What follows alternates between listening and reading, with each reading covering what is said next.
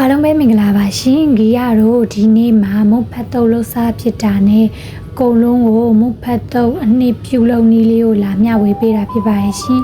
အနှစ်ပြုလုပ်ဖို့ကငရုတ်တီးကိုအစိမ်းနဲ့အနီနဲ့နှမျိုးသုံးထားပေးပါရဲ့ရှင်ဂီယာတို့ပြီးရင်တော့ကြက်ယူလေးတွေကိုလေးထည့်မှာဖြစ်ပါရဲ့ရှင်ငရုတ်တီးတွေပြုတ်လို့ရလာတဲ့အခါမှာတော့ဂီကတေးသေးရှာရှာလေးညှစ်နေအောင်ဘလန်ဒါနဲ့ချိန်ပေးလိုက်ပါရဲ့ရှင်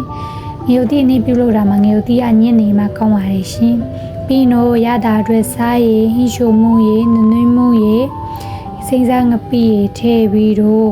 ချေယူလေးတွေကိုလေးထည့်ပြီးရှစ်ပေးမှဖြစ်ပါရဲ့ရှင်ကြာလေးရှစ်ပေးရပါတယ်ရှင်ရှစ်ပေးတဲ့အခါမှာတော့ဘာဖြစ်လို့လဲဆိုရင်တော့ငရုတ်တီးပိတ်နာမှာဆိုလို့ပါ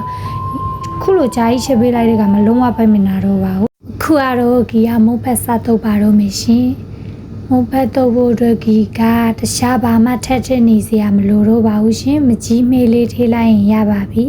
ဂီရဲ့ငရုတ်တီးရှက်ကအရသာလုံးဝပြည့်စုံနေပြီးသားမို့တခြားထက်မထဲတော့ပါဘူးရှင်မကြီးမေးလေးနဲ့ငရုတ်တီးရှက်နှစ်လေးထည့်ပြီးတော့တုပ်ပေးမှဖြစ်ပါတယ်ရှင်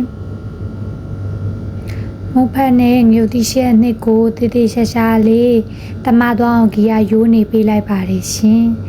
ပြီးရင်တော့နန်းနံပင်ချိုက်တဲ့အတွက်ဂီယာနန်းနံပင်လေးထဲမှာဖြစ်ပါရဲ့ရှင်နန်းနံပင်လေးကိုထည့်နေလိုက်ပြီဆိုရင်တော့ဂီရဲ့မုတ်ဖက်တုပ်လေးကလုံးဝကိုထိမိမိလေးနဲ့ရမ်းကိုစားကောင်းတဲ့ရှင်းငယ်ငယ်ဆက်မုတ်ဖက်တုပ်လေးရပါပြီရှင်ဂီရဲ့ဗီဒီယိုကိုအဆုံးထိကြည့်ပေးလို့အားလုံးကိုကျေးဇူးတင်ပါတယ်ရှင်